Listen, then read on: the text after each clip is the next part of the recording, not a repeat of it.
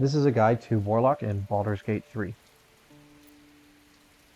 This is the stat spread that I would probably start off with. You could, your charisma is going to be your most important factor, and then dexterity will probably be your second, with constitution right behind it. You can argue to take away your intelligence and wisdom here. You go put them down to 8 instead of the 10. So maybe say raise your charisma to 17 and constitution to 15, so that when we use an ability improvement, we can put these both up to even numbers. Constitution is great for your concentration. Constitution is great for saving against attacks when they try to break your concentration on spells. And dexterity is always good, as it'll give you more armor and more initiative as a warlock. The warlock does it gets proficiency to simple weapons and light armor. There are some caveats though to this proficiency. If you go Pact of the Blade, which is something, it's a subclass at level 3 that you can pick.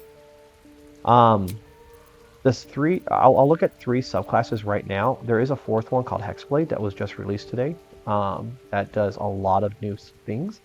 But I'll have another video where I talk about the different subclasses that have just been released today. But you have these 3 subclasses called the Archfey, the Fiend, and the Great Old One. And these are basically the lords, or the almost like the gods, you could say, or demons of such, that you're getting your magical powers from. And they give different types of spells that you can learn and different abilities that you can learn. The Archfey is more about putting people to sleep and such, and charming and frightening people. It can be very powerful, but I will definitely say that the Fiend and the Great Old One are more of the popular choices for their special abilities, and those are the 2 that I want to focus more on. The Fiend is really good if you want to be using spells as a warlock, more basically if you want to be doing damage, I should say, with your warlock spells. The Fiend gets access to Fireball at level 5. All the other subclasses do not get access to Fireball, and Fireball is extremely good. It also gets access to the spell Flaming Strike at level 5, which is it's like Fireball, but it deals fire and radiant damage as well.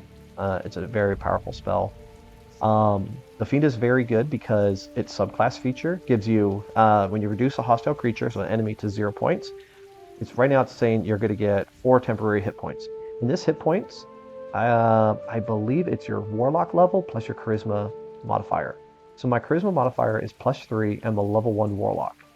So next level, if my ability points don't change, I'll be a level 2 Warlock, so I'd get +2, and then I get my +3, so this becomes +5. By the end of the game, if you have 20 Charisma or 22 Charisma, for easy sake, we'll just say 20. If I had 20 Charisma, I'll get a +5, and then if I'm a level 12 Warlock, I get another +12, so this temporary hit points becomes 17 temporary hit points, which is a lot. The Great Old One, I think this is a really good class if you're wanting to go less about the spells, like the offensive spells of a Warlock, and more about the defensive spells of the Warlock, as well as going melee damage. And that's because its subclass feature says when you land a critical hit against a creature, that creature and any nearby enemies have to succeed a wisdom saving throw, or they become frightened. So this frightened is they can't move, and they also have disadvantage on ability checks and attack rolls. So frightening your enemies is fantastic, as they can't move, and they basically are always at disadvantage. So if you're a melee character, you can go and if you get a critical hit, you can fear everybody around that character, including that character themselves. This can really turn the tide in a lot of different battles. The Great Old One, their spells that they will get access to are more control spells. There are some really cool ways to abuse some of the control spells, and while doing a lot of melee attacks as well with different items in the game. But I will say for now, we'll just stick to the Fiend to showcase some of the powerful spells that they get access to, and how Warlock spells work. So the Warlock gets access to some very interesting cantrips, and the really big one is going to be Eldritch Blast. So it's just a 1d10, which is same as Firebolt. that the sorcerer and the wizard and a lot of other classes get access to. But at level 2, we're going to be able to enhance the Eldritch Blast cantrip to do extra damage. And we'll go through that at level 2. But usually, even if you want to be a melee character, Eldritch Blast is a spell that you want to pick. If I'm going melee focus, I want to get the Booming Blade. It does an extra 1d8 thunder damage when they move after you strike them with your weapon. Um, it's not too bad. You could also go friends, I'm sorry, which gains advantage on charisma checks if you're the party face, which does make a lot of sense as a warlock, as you'll have high charisma. Some other good ones are Toll the Dead, which deals necrotic damage. But ideally, you're going to be using Eldritch Blast as your cantrip damage from afar. You could use friends if you want to be the face of the party, or you could do Booming Blade if you're doing a melee character. Your spells, the Warlock also has some very unique spells. So one of the best spells in the game is Armor of Agathis. So right now at a level 1, it's a level 1 spell. You'll gain 5 temporary hit points and deal 5 cold damage to any creature that hits you with a melee attack. It's not a lot at level 1. Okay, it's just 5 temporary hit points, and if you're the fiend, you're already going to be getting temporary hit points when you kill someone. So Armor of Agathis is not looking that great right now. But every time you when you upcast this spell, so if you cast it as a level 2 spell, it's going to do 10 temporary hit points and deal 10 cold damage to any creature that hits you. And when you do it you can do it at a max, I think, of like level 5. So when you do it if you cast it as a level 5 spell, it's going to get 25 temporary hit points and you deal 25 cold damage whenever they hit you. Now, the cold damage is very interesting. The cold damage isn't reflective of how many temporary hit points you currently have. And what I mean by that is this. Say you cast this as a level 5 spell, so you'd get 25 temporary hit points and you deal 25 cold damage. So let's say a creature hits you for 10. So your temporary hit points go down from 25 to 15. You're still going to do 25 cold damage. And the next time you get hit, let's say they deal 7 damage to you. So now you're going down from 15 to 8 temporary hit points. You still would deal 25 cold damage. So as you upcast this spell becomes very powerful, especially if you are melee and you want to be right in the front. So Armor of Agathis, very good if you want to be melee fighter. Some other really good spells, Hellish Rebuke. This is a reaction spell, so you can't cast it on your own. You only cast it when someone attacks you. So you react to your next attacker with flames and you deal 2-10 fire damage. And as you upcast this, it will deal an extra 1d10. So if someone hits you and you react with a level 3 Warlock spell slot, it will add an extra 2d10 to this already 2d10 fire damage. So they'll do 4 to 40 damage. It's very, very good. It's a great reaction spell that basically, someone hits you, you hit them right back.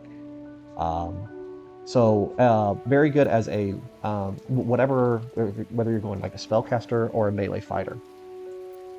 The other one that's also a really good spell is Hex. Now, so what Hex does is you use a bonus action and a level 1 Warlock spell slot, and it makes your attacks deal an additional 1d6 necrotic damage. And you can give it disadvantage on ability of your choosing. I think like really it'll let you pick between strengths, dex, con, etc. I think the only one that really has any effect is strength, because you could this disadvantage on ability of your choosing. It is a very, very, very small part of this spell. Meaning I'll say like 95% of the purpose of the spell is this 1-6 product damage. It's a little disadvantage on the ability of your choosing. It really is just saying, if I gave them disadvantage on strength, they're easier to be pushed around, or shoved, basically. So it's a very small thing. I would really focus on it makes your attacks deal an additional 1-6 necrotic damage. So this could be used with melee weapons, ranged weapons, spells. It's very good. So now there is no bonus if you upcast it. So if you lose a level 3 Warlock spell slot, it will still only do 1-6. But every single time you hit someone that you're concentrating this Hex spell on, it will do 1-6 extra necrotic damage. So this is like a damage rider is what they call it. Now when your target dies, before the spell ends, and this thing lasts the entire long rest till your next long rest, you can cast Hex to a new creature without expending a spell slot. A couple things though, this is a concentration spell. So every time you get hit, again, you're going to roll to see if you keep your concentration or not. If you don't keep your concentration, you will have to recast Hex, and you'll cost a spell slot. So in a bonus action and a Warlock spell slot.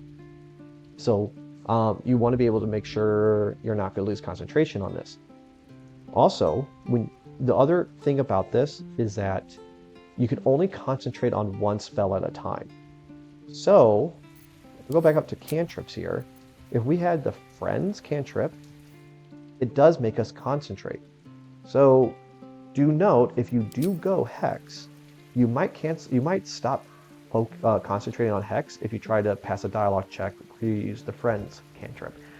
There's other spells that Warlocks get that are very good with concentration.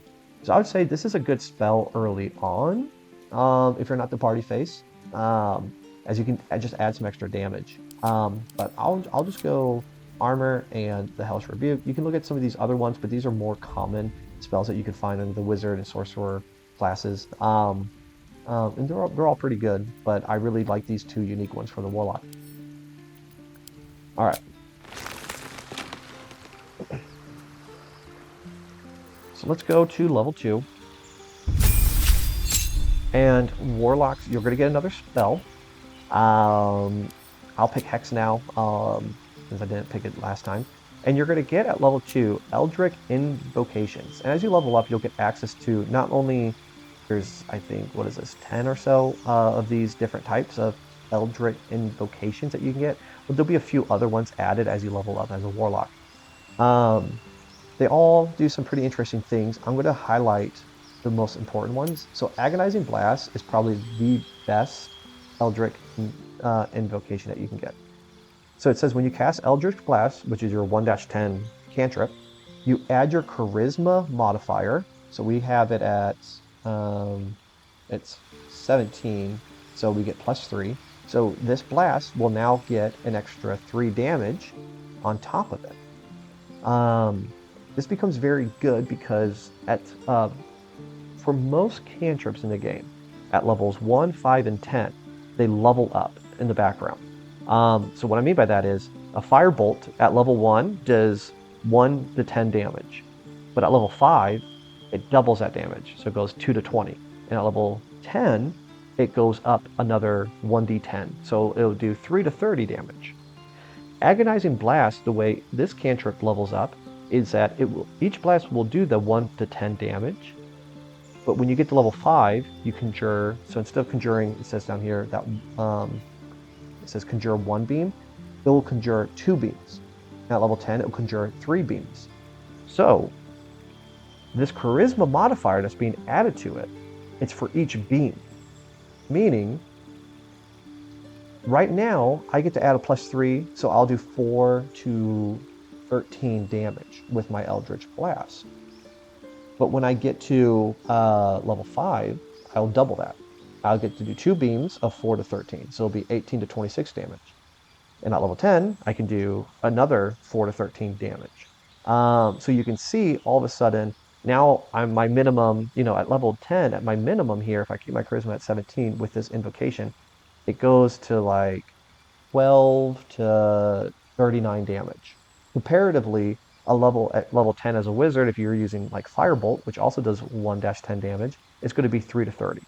So a lot higher, and especially as you upgrade your Charisma, this Eldritch Blast becomes huge. And there are builds that are literally based only off Eldritch Blast. There are ways to add your Charisma modifier again, a second time, to your cantrips, like Eldritch Blast. So you can start getting some insane numbers, and you can shoot 3 blasts a turn. It's to be extremely powerful. This is one of the best invocations that you can get. Another really good one is Repelling Blast.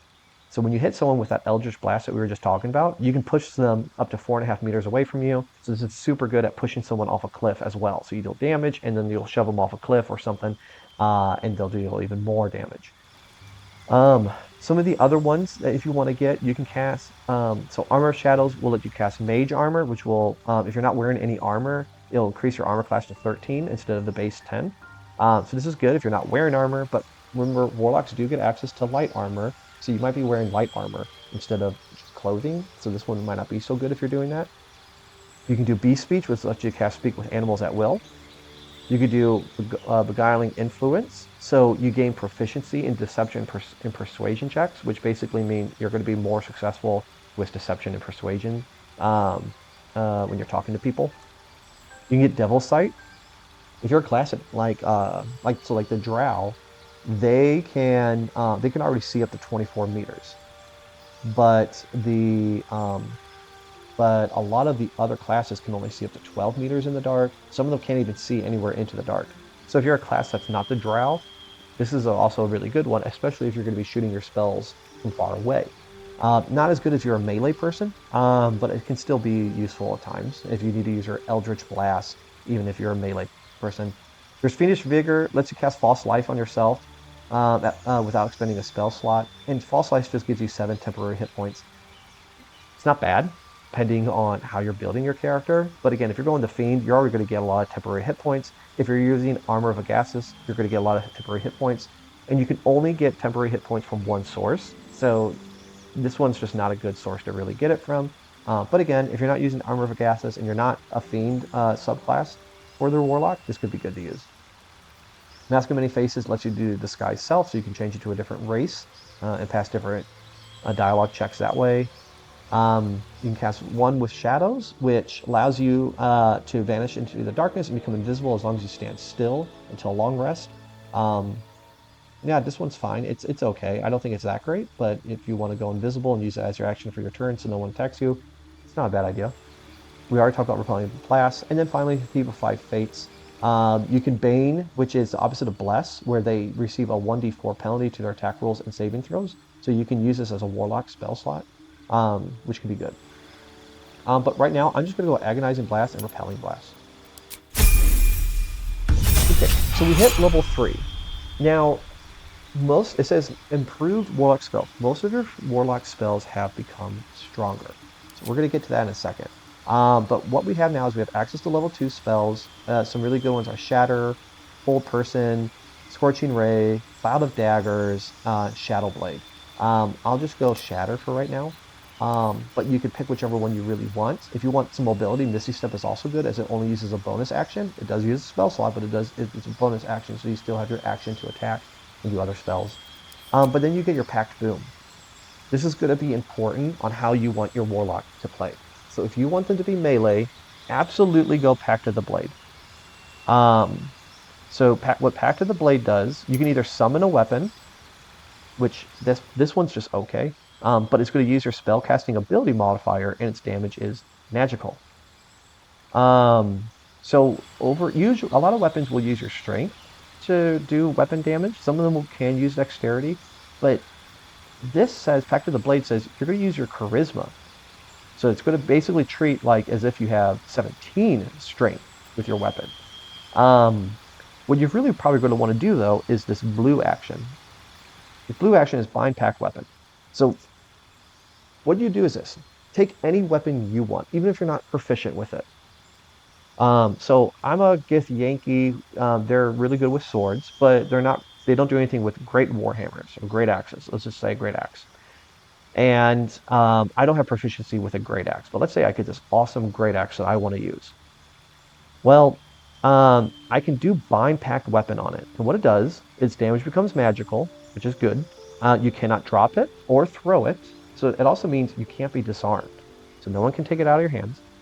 And you become proficient with it if you weren't already, which is great because I wasn't proficient with this big great axe, but now I get to be proficient with it. On top of that, you can only have one pact weapon at any time, and it uses your charisma modifier.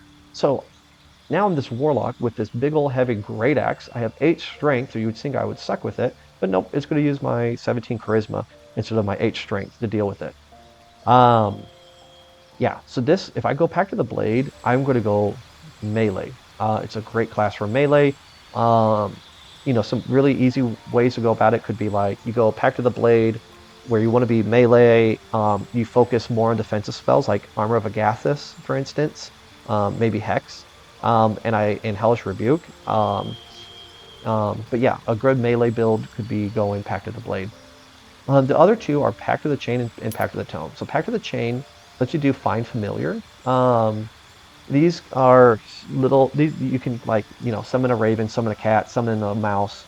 These ones are okay, but the Pact of the Chain also can do Find Familiar Imp and Find Familiar Coercit. These two aren't really too bad. They don't get stronger from this point on, really, except at level 5 they can attack twice, but otherwise their health and all their stats will stay the same, which is kind of a bummer. But the classic can turn invisible and can scare enemies, which ultimately frighten them. If you remember, frightened, they can't move, and you get disadvantage on ability checks and attack rolls, which is very good. So you can summon a Quasset that will stay with you until it dies, and it can help you in battle, scaring enemies and doing some extra damage. The other one is an Imp, which it can fly, it can turn invisible, and it can sting its enemies. And the sting does some extra damage, and can possibly poison them. And because it can fly, it's a good scouting little minion that you can have. So Pact of the Chain isn't too bad, as it gives you an extra little monster to bring with you. And at the end of the day, these little monsters, whatever you summon, and as they stay with you, it's another thing that the enemy might target. So it could target them instead of targeting you for a spell. It's always good in that way. Pact of the Tome is okay. There's some interesting things that it does get. What it does get right now is Guidance, which is very good if no one in the party is a cleric or a druid, as Guidance is a very good spell to make sure someone gets an extra bonus to pass, like a dialogue check or something. It gets Vicious Mockery. This is okay because we have a way better cantrip in our Eldritch Blast. I don't really want to be casting this, but there might be some situations. And same thing with Thorn Whip.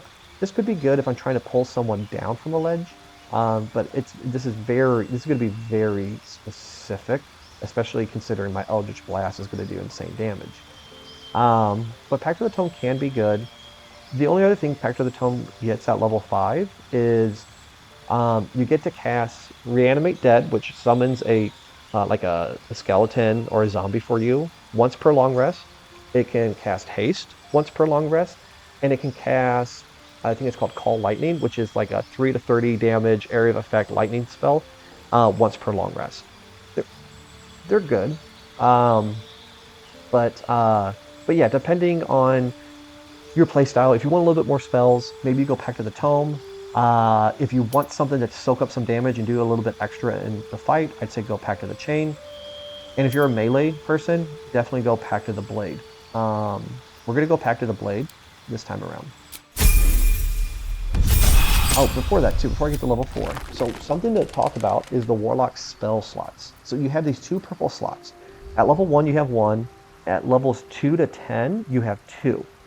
And at level 11 and 12, you'll have 3 as a Warlock. Now, here's the thing about them. First, they are recharged on a short rest. So all other spells in the game, they're recharged on a long rest. Right now, you'll have 2 short rests per long rest. So Warlocks are very good at they use your spell slots. You can get them back on a short rest. But the other really cool thing about Warlock spell slots, you notice it's just you have these 2 squares, and it says right now level 2 Warlock spell slots. Well, where's my level 1 Warlock spell slots? Well, they're gone now. There's no level 1 Warlock spell slots once I hit level 3. That's because the Warlock spell slots is going to use the highest level it can use for a given level. After level 1, every 2 levels, this Warlock spell slot will go up a level. So at level 5, this will be level 3 Warlock spell slots. At level 7, it'll be level 4. So all my things that I cast will go up to that level. Okay, so let's take, for instance, this Armor of Agathis. So even though it's a level 1 Abjuration spell, it's being upcasted. as a level 2. If you remember, it was supposed to do 5 temporary hit points and 5 cold damage at level 1. But you can see it's going to do 10. Here's my 10 temporary hit points. And then here's my, yeah, it hits with a melee attack. The attacker takes 10 cold damage. So I used one of the spell slots, and it's automatically going to be upcasted to the highest level. This means that your spells, even your low level spells, like Shatter, once we get to like level 10 or so, maybe a level 2 Shatter spell is not going to be that great, but it's going to be casted as whatever the highest level spell slot we can cast it at. So it becomes even more powerful. This is super good, meaning that your Warlock, I like to call him, he's like the shotgun of the mages. Okay, they every time they cast a spell, it's going to hit like a truck. Every time, any kind of spell it does, it's going to be super powerful.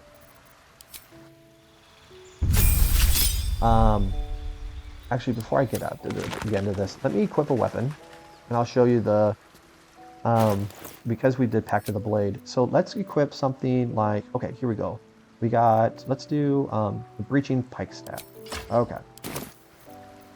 I'm not proficient with this weapon. I get, yeah, it does some extra force damage in general, but I'm not really getting a bonus. And you can see that bonus, I'm getting that +1.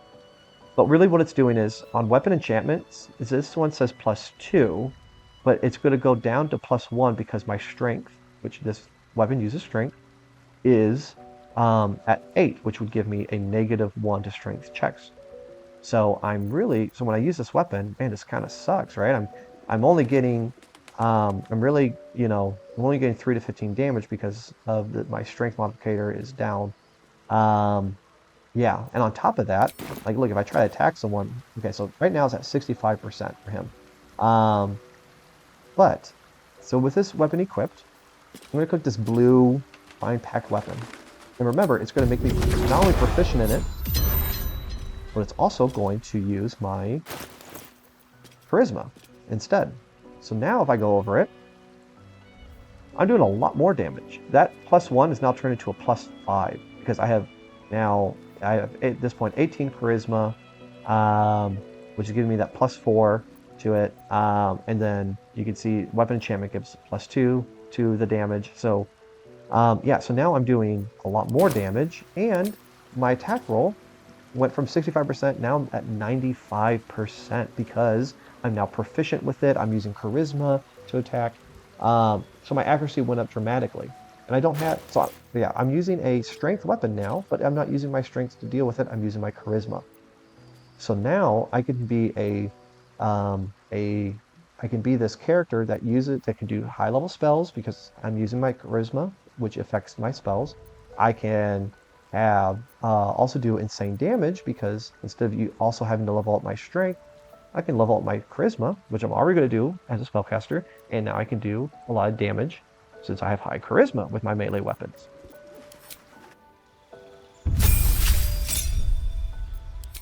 Level 4, we get to learn another cantrip. Pick whatever you would like.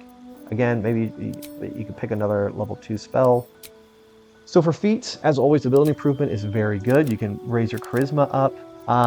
Some other things that you could do is Great Weapon Master if you're a melee, a melee warlock. As this is very, very good with doing extra damage and such. If you're melee, again, you could go Savage Attacker down the road. I would probably upgrade your charisma first, but Savage Attacker is another good one for melees, as we've talked about with other melee casts. If you want to be a spellcaster warlock and not really do melee, your bread and butter is going to be your Eldritch Blast, which does force damage. Unfortunately, Elemental Adapt does not have a force damage thing where we can ignore resistance to force if someone has resistance to force. But that's okay, because there's not a lot of enemies that have resistance to force damage, which is Eldritch Blast damage type. So one that's really good is Spell Sniper. So Yeah, you get to learn a cantrip. That's okay. You pick whichever one you want. It doesn't really matter because you're always going to be using Eldritch Blast. But the big thing is you need to roll a critical hit with spells is reduced by one. Okay, so one build you could do is if you remember the Great Old One subclass, it says if you land a critical hit with an attack, it will make enemies feared. This includes your spells.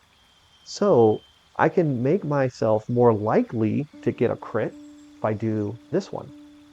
And if you remember, our Eldritch Blast, when it gets to level 5, it doesn't shoot one beam, it shoots two beams. And at level 10, it shoots three beams. Well, each of those beams has its own attack roll. Each one of them could crit. So theoretically, if you're at like level 10 and you can shoot three of these Eldritch Blast beams, each one of them could crit.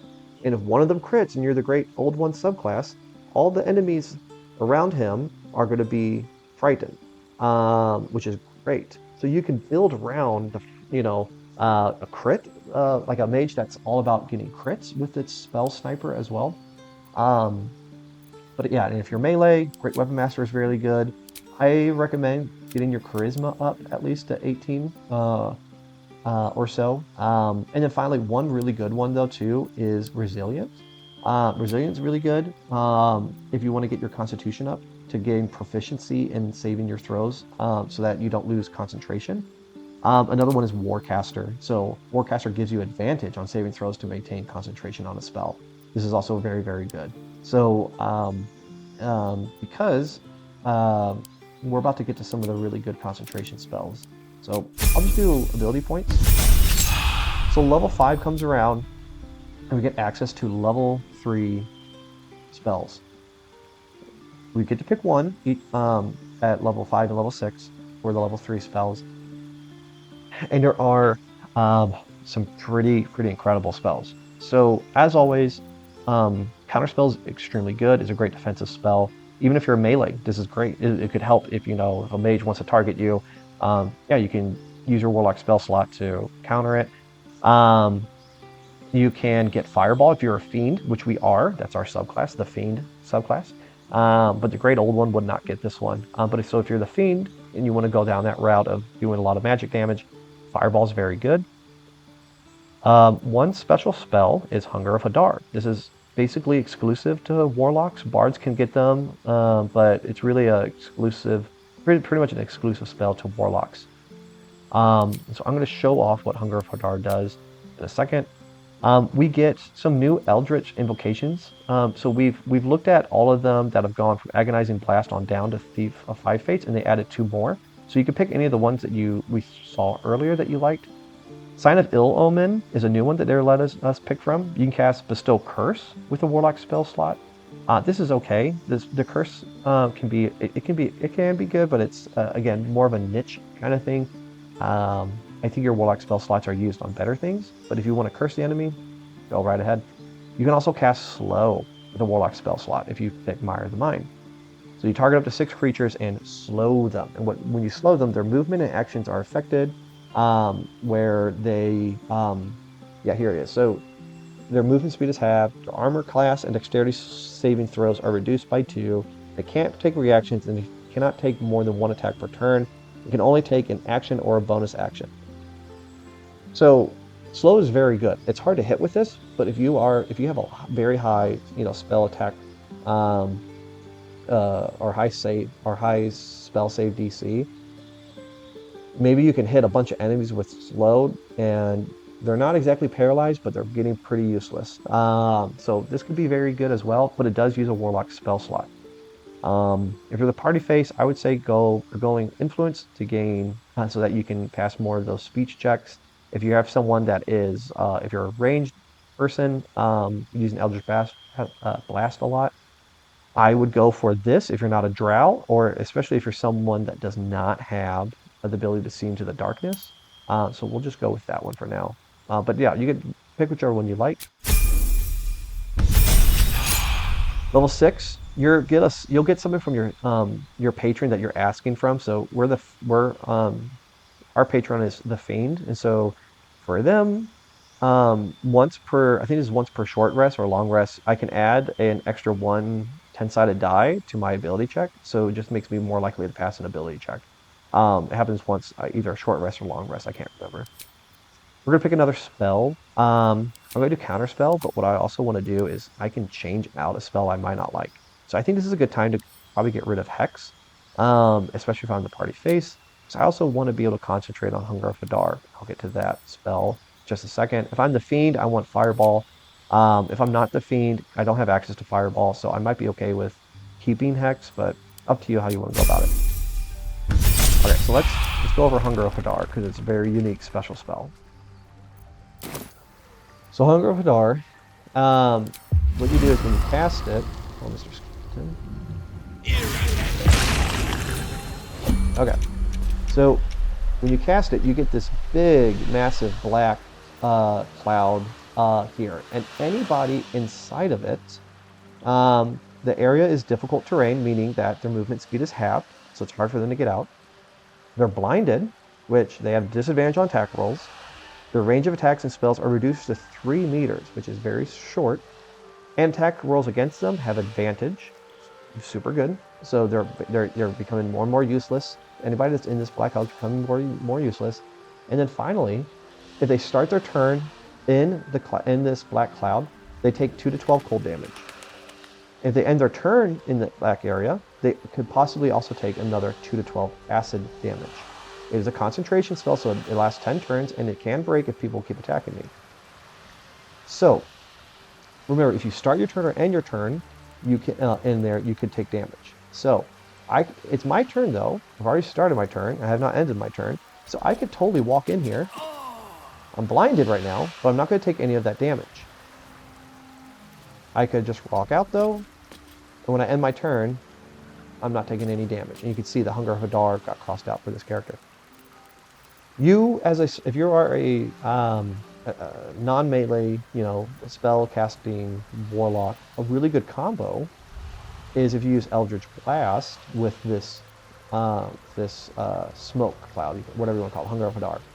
The reason is because remember we got Eldritch Invocation that makes them go backwards if you hit them. It shoves them back 4.5 meters. So you could set your guy up over here, you cast this thing in. As people try to walk out of it, you could use your Eldritch Blast to push them right back in. It's very good, good way to control choke points. I guess if we were having a battle right here and they'll all come in this way, very good way to just set it up so that they're just going to get destroyed.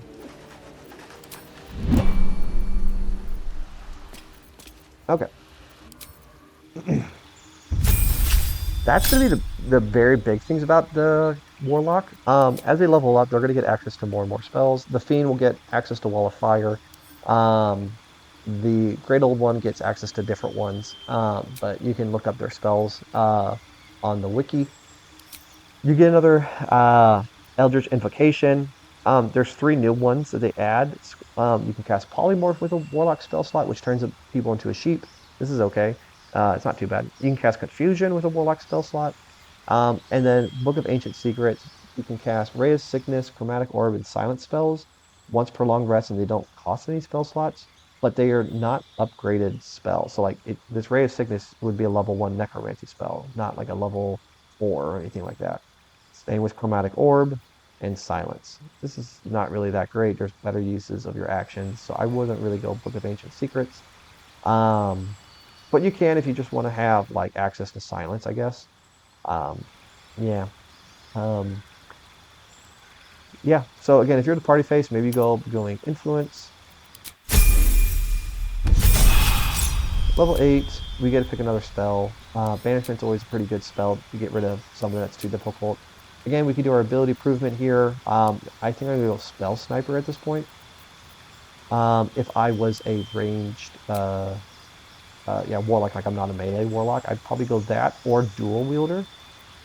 So I can get 2 staffs. Otherwise, if I'm a melee Warlock, this would be a great time to get Great Weapon Master if I don't have it. Otherwise, I'll probably just go, again, Ability Improvement.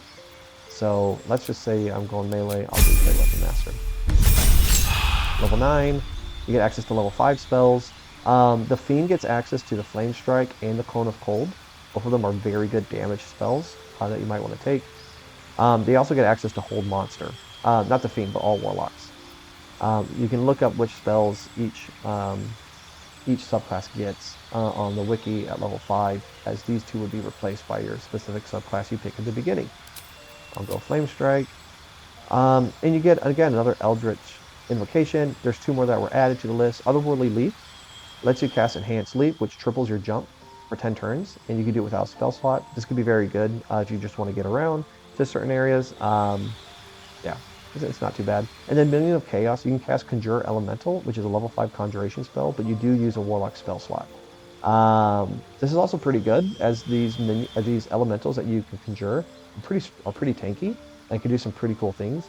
And again, it just makes it another thing for the enemy to focus on. So I'll go Minion of Chaos. Level 10, you'll get a subclass bonus. So the Fiend can get, he can choose a damage type to be resistant to each short rest, which is nice. You can pick another cantrip. I'll just go hold monster this time for the spell. Warlock 11 gets really, really cool bonus now. They get an additional, so now they'll have 3 Warlock spell slots. This is really great. And they get Mystic Arcanum. So you can select one level 6 spell and you cast it once per long rest without expending a spell slot. So it's interesting. It's not like the other spells where you can keep casting and you just short rest and you can keep casting them again and again. This spell that you're going to pick, you can cast once per long rest, but it does not count as towards your Warlock spell slots. Great Undead is pretty good. It creates a mummy to fight by you, which can be pretty good. Another thing to take up damage from the enemies. There's Flesh to Stone, which basically you start to restrain the enemy, and after 3 turns, if they don't save against it, they turn to stone, and they're basically dead. Eye Bite can be very situational. Yeah, you can put enemies to sleep with it, or give them sickness or dread. It's not too bad, but you might find better things with your actions. Arcane Gate, similar to when we talked about with sorcerers, it creates a portal. It could be a little difficult in a multiplayer game because you're going to have some setup with it. But yeah, it could be used to get out of a jam. And then Circle of Death, it's a big AoE necrotic damage spell that you can use. There's some really good staffs in the game that do necrotic damage at the end of the game that you might want to do Circle of Death with, especially if you're dual wielding as a spell casting Warlock instead of a melee Warlock. I'll just go with Create Undead right now. And then yeah, you get to pick another spell. So yeah, maybe I'll go my other level 5 spell. Maybe I want to do Scorching Ray, because now I'll be casting it at level 5, which I think it will do like a lot of rays. I can get to that in a second. And finally, level 12.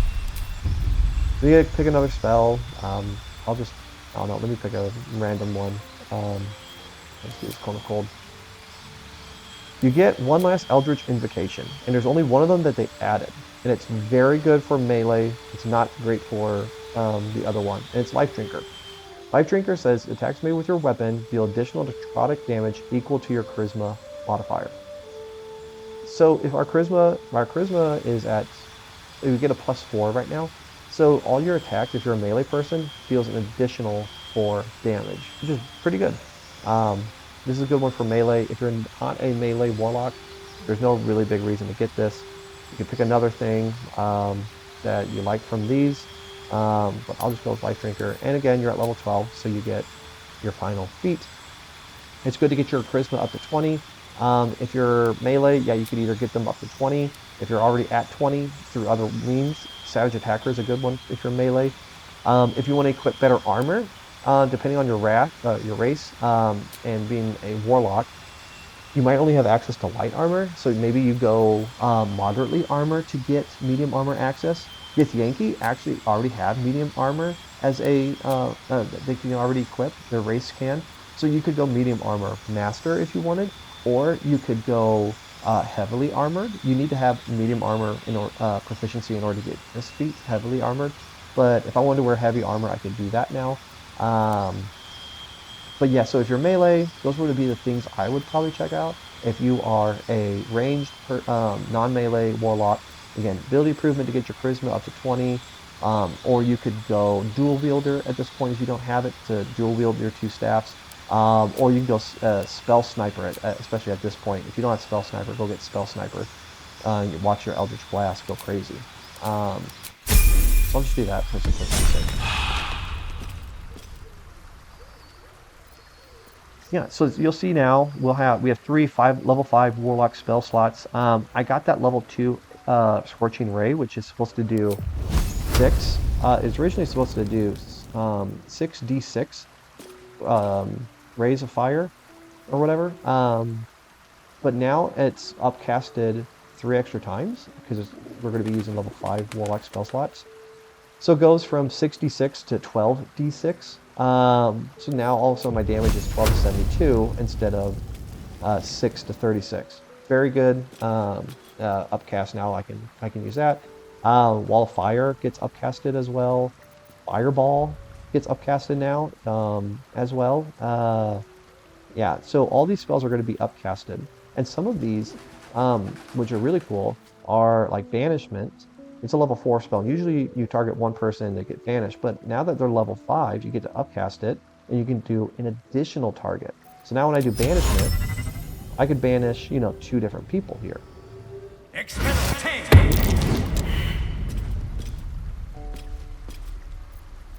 How many die today?